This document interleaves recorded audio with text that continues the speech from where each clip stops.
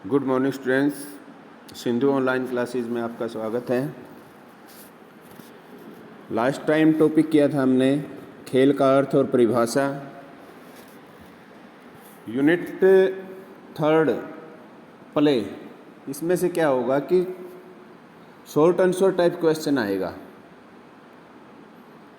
2 प्रश्न आ जाएंगे इसमें से, एक 3 नंबर का होगा, एक 2 नंबर का होगा। तो हमें ऐसे टाइप क्वेश्चन पे ज़्यादा ये नहीं करना है कि ऐसे टाइप क्वेश्चन करना है। तो आज अब तक तो कोई ऐसे टाइप क्वेश्चन इस यूनिट में से आया नहीं है, छोटे ही प्रश्न आते हैं। तो इस आधार पे इसी तरीके से क्वेश्चन करना है। तो अब नेक्स्ट है खेलों के प्रकार कि टाइप्स ऑफ प्ले, कि खेल के क्या प्रकार हैं।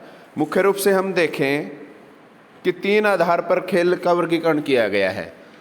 एक तो साथियों की संख्या के आधार पर, बेस नंबर ऑफ जो भी प्लेयर्स हैं, प्लेमेट्स, शारीरिक और मानसिक सक्रियता के आधार पर, base of physically mentally involvement कितनी है। और थर्ड है खेल के स्थान के आधार पर कि बेस ऑफ प्ले, कि कहाँ पर on the base of play, कि प्ले कहाँ पर खेला जाता है, इंडोर आउटडोर, इस तरह से। तो खेल साथियों की संख्या के आधार पर कुछ खेल हैं, जैसे समांतर खेल कि पैरेलल खेल, कि ये वो खेल होते हैं जो बच्चे एक दूसरे से स्वतंत्र होकर खेलते हैं, कि अलग अलग खेलते हैं, एक दूसरे की आवश्यकता इसमें अपने नहीं समझते, वो खेल कहलाते हैं। दैनिक जीवन में आमतौर पर ऐसा देखा जाता है। आपने भी देखा होगा कि घर पर बच्चे किस तरह से अकेले अपने खिलौनों से अपने आप ही खेलते रहते हैं, दूसरे बच्चों की कोई परवाह नहीं करते, वो कहलाते हैं। सेकंड है सहचारी खेल।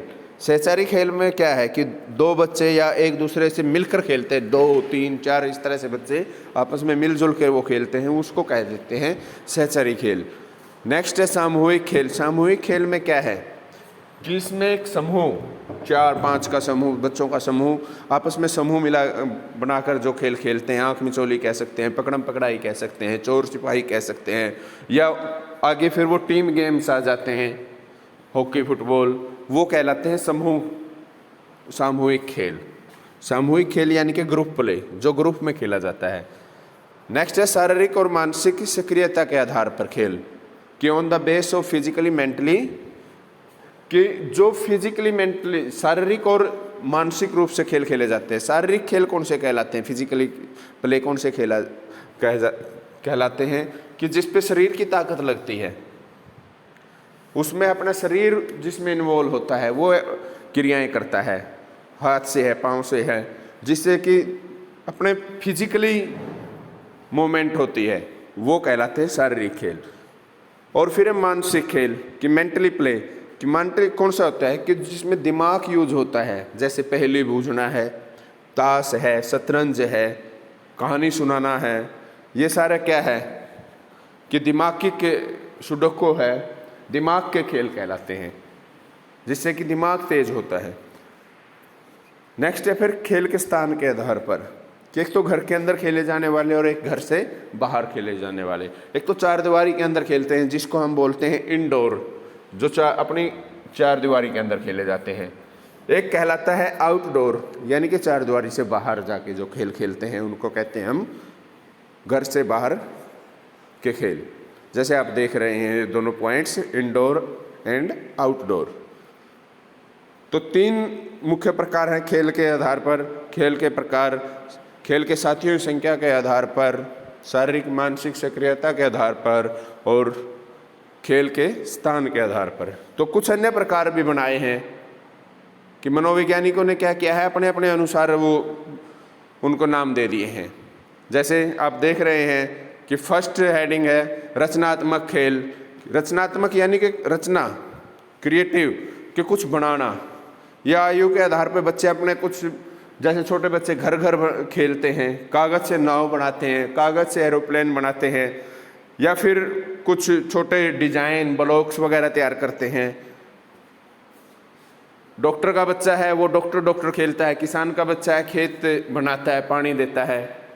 इस तरह से वो टीचर, स्कूल में बच्चे जब जाने लग जाते हैं, वो टीचर स्टूडेंट खेलते हैं, तो वो कहलाते हैं रचनात्मक खेल। सेकंड है स्वतंत्र और स्वाभाविक खेल। इसमें बच्चे के जीवन के जो स्वाभाविकता है उसके खेल की प्रथम शुरू होती है, खेल से ही शुरू करता है वो अपना।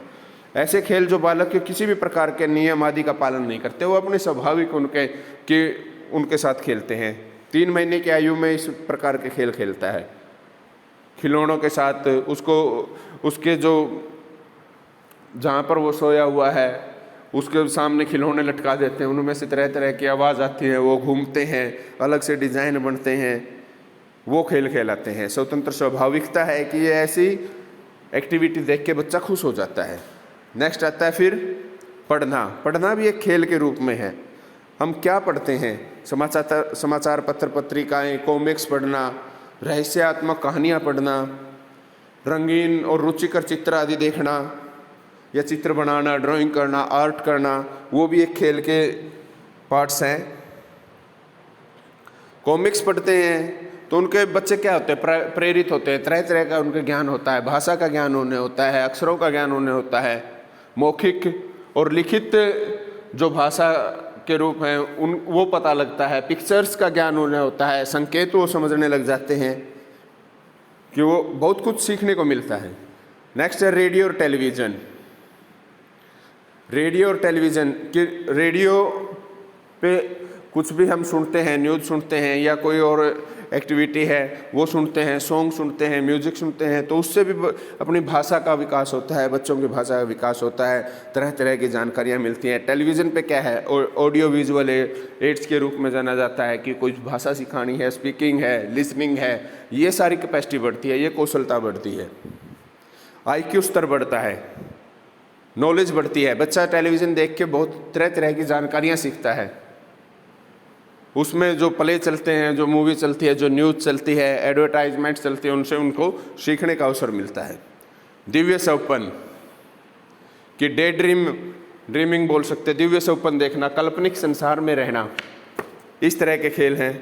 कि हॉरलॉक के अनुसार क्या है? सुसमायोजित बालक तब दिव्य सपन देखता है जब वह कुछ खेलों में शामिल नहीं हो पाता। कि दुर्लभ कमजोर समायोजन वाला बालक दिव्य सपन को दूसरे बालक के साथ स्वयं रचनात्मक खेल खेलता है। लड़के लड़कियों की अपेक्षा दिव्य सपन देखते हैं ज़्यादा। तो ये मुख्य रूप से खेलों के और अन्य प्रकार हैं: रचनात्मक खेल, स्वतंत्र स्वाभाविक खेल, पढ़ना, टेलीविज़न, रेडियो और दिव्य सपन। हंट ने अपने अलग से खेलों के बारे में वर्गीकरण किया है कि एपिसेटेमिक और ल्यूडिक खेल और नियम सहित खेल। एपिसेटेमिक कौन से खेल आते हैं कि बालक के जीवन के 2 वर्ष से जुड़े होते हैं। ये खोजी खेल भी कहलाते हैं कि तरह तरह की वो खोज करता है, उसके संदर्भ में वस्तुओं को ढूंढता है, खिलौनों से कुछ तोड़ मरोड़ करता है, उनको जोड़ने की कोशिश करता है, वो कहलाते हैं खोजी खेल। ल्यूडिक खेल इसमें बच्चे कल्पना शक्ति, फैंटेसी क्या होती है कि कल्पना संसार में जीना, काल्पनिक। फैंटेसी का क्या अर्थ है कि काल्पनिक, और सामाजिक ड्रामा आदि से जुड़ जाता है, वो ल्यूडिक खेल कहलाते हैं। तरह तरह के छोटे बच्चे मिलकर नाटक करते हैं, ड्रामा करते हैं। और नियम सहित खेल क्या है? नियमों से जुड़े होते हैं। खेलों का डिजाइन तैयार किया जाता है, नियम तैयार किए जाते हैं, उनके रूल एंड रेगुलेशन तैयार किए जाते हैं। अन्य कुछ प्रकार देखें, वही है सेम कि खोजी खेल, रचनात्मक खेल, सृजनात्मक खेल, कल्पना और सामाजिक नाट्यपूर्ण खेल। आप कह सकते हैं कि खेलों के ये सारे प्रकार हैं: खोजी खेल, रचनात्मक, सृजनात्मक, कल्पना और समाज के नाट्यपूर्ण खेल, शारीरिक लोकोमीटर खेल और भाषा शब्द खेल।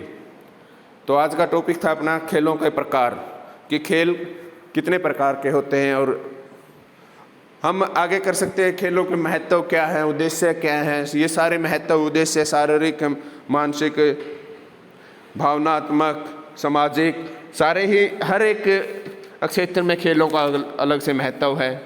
इसके कार्य हैं: शारीरिक विकास ये करता है, मानसिक विकास ये करता है, सामाजिक विकास, संवेगात्मक विकास, नैतिक विकास, सृजनात्मक विकास, या फिर चिकित्सीय मूल्य कि उससे हमारे जो इम्यूनिटी पावर बढ़ती है, खेलों से हमारा खाली समय का सदुपयोग भी होता है, ये कर सकते हैं। खेलों से अपनी भाषा का विकास भी होता है, संज्ञानात्मक विकास भी होता है, शारीरिक पेशीय गति विकास भी होता है। देख सकते हैं आप पढ़ते ही, एक बार पढ़ते ही या वीडियो सुनते ही आपको समझ में आ जाएगा। और इस यूनिट में से ऐसे टाइप प्रश्न नहीं आएगा, शॉर्ट आंसर टाइप ही आएंगे, तो इसी आधार पे आपको तैयारी करनी है। तो आज की वीडियो आपको कैसी लगी? नेक्स्ट टॉपिक के साथ आपके समक्ष वीडियो जल्दी ही आएगी। आप लाइक कर सकते हैं वीडियो को, चैनल को सब्सक्राइब कर सकते हैं, और यूट्यूब पे नोटिफिकेशन के लिए आप बेल आइकॉन को प्रेस कर सकते हैं। Thank you, have a nice day.